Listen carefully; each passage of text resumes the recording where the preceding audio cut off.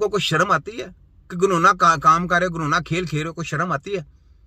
को ख्याल है तुम लोगों को कि इंसानी जिस्म में तुम सुई ले जाके और वो अंदर वायरस फेंक रहे हो? हैं, करने का काम है ये?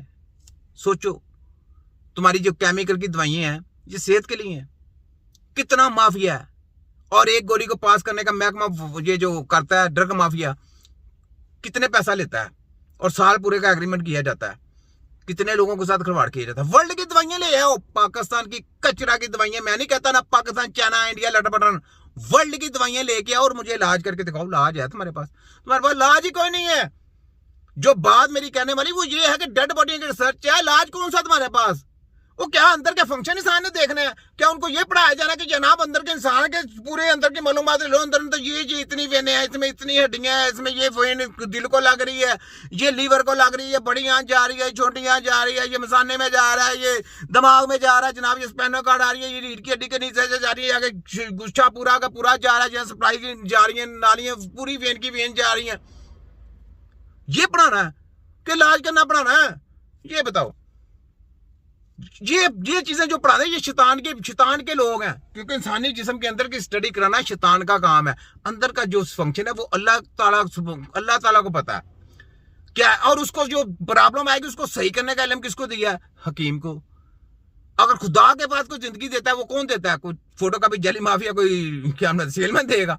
वो तबीब देता है जो दवाई खुद बनाता है। हकीम इसको कहा जाता है। बादशाह किसको ढूंढे जाते थे? पुराने दौर में चले जाए, बादशाह किसको कहता था लेके आओ? कोई बादशाह बीमार हो जाता था, किसी वजीर को कोई तीर लगते थे, कोई गोलियां लगती थे, किसको कहते थे? वो कहते थे तबीब को लेके आओ।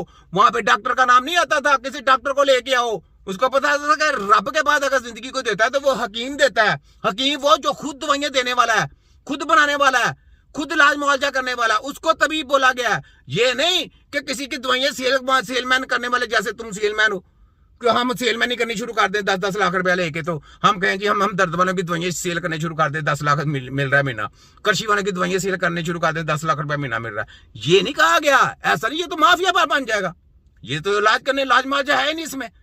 ये तो सीधा सीधा वाम के साथ धोखा, तो धोखाधड़ी हम होने नहीं देने। आप पहले जो कर लिया, डंडा पकड़ा हुआ है।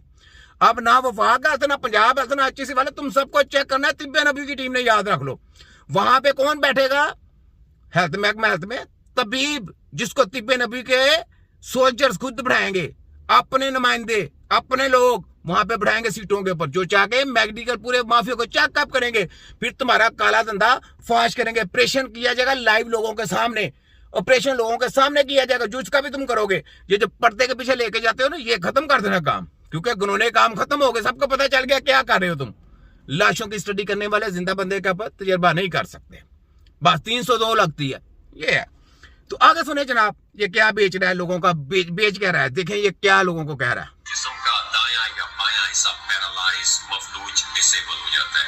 मेडिकल साइंस में इस हमले को फालिज कहते हैं, और ये चंद सेकंड में किसी भी शख्स को हो सकता है, और वो शख्स बाकी सारी जिंदगी बिस्तर तक महदूद हो जाता है। वो खाने और वॉशरूम के लिए भी दूसरे। अच्छा, अब आपने सुन लिया है कि यानी इसका इलाज इनके पास नहीं, ना कोई फिजियो के पास, ना कोई टीजियो के पास, ना चीजियो के पास, ना पीनियो के पास, ना एक्यूपंक्चर, ना कोई प्रेशर पंचर। तो ये किसके पास भेज रहे हैं आप लोगों को? बेवकूफ बनाया जा रहा ना, बेवकूफ। यानी अपने मुंह से करार कर रहे हैं कि जनाब इसका इलाज नहीं है। तो हम भी कहते हैं कि जनाब फिजियो का काम नहीं है, हम भी कहते हैं एक्यूपंक्चर का काम नहीं है, हम भी कहते हैं जनाब किसी मेडिकल माफिया के सेलमैन का काम नहीं है, ये मेडिकल कंपनी बनाने वाले की दवाइयों का काम नहीं है, ये हमदर्द और कर्शियां वाले जो मुरक्कबात बनाते हैं इनका काम नहीं है, ये तबीब का काम है। हम भी ये कहते हैं। तो तबीब कौन है?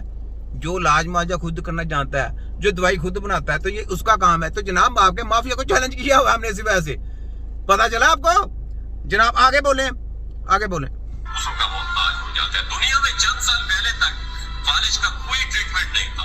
अब एक इंजेक्शन, चंद साल पहले नहीं, अभी तक मेडिकल में कोई ट्रीटमेंट नहीं है। हकीमों को बात तो सदियों से चला आ रहा है, हकीम कर रहे हैं, हमारे पास तो सदियों से है, हम कर रहे हैं, और आपके पास है ही नहीं। आप अच्छा जी, अब पहले ये सुने, जब पहले नहीं था, अभी इन्होंने इंजेक्शन निकाली, सुने जरा। कोई ट्रीटमेंट नहीं था। अब एक इंजेक्शन मार्केट में आ चुका है, और मरीज को अगर ये इंजेक्शन फालिज के हमले के 2 घंटे के अंदर अंदर लगा दिया जाए, उसके दिमाग का क्लॉट खत्म हो जाता है और वो दोबारा नॉर्मल जिंदगी गुजारने के काबिल हो जाता है।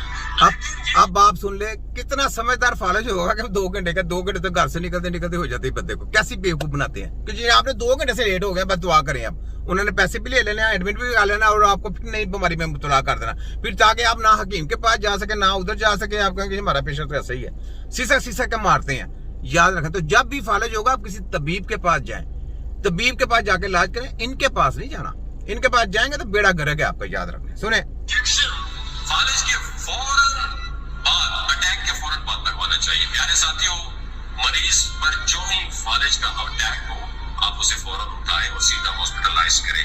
डॉक्टर उसका सीटी स्कैन करेंगे। अगर दिमाग की रग या नस, जिसे हम कहते हैं, नहीं फटी, उसे इंजेक्शन लगाया जाए और मरीज चंद घंटों में सेहतयाब हो जाएगा।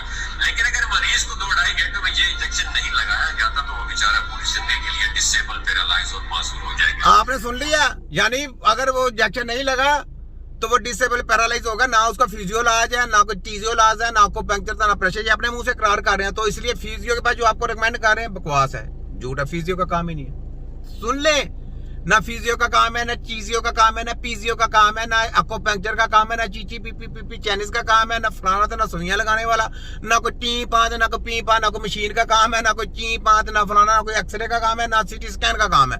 याद रखें, जब भी फैलज हो जाएगा तो आपका इलाज अगर होगा तो सिर्फ और सिर्फ तबीब करेगा, हकीम करेगा। हकीम के अलावा मेरा चैलेंज है, पूरे वर्ल्ड में कोई नहीं कर सकता।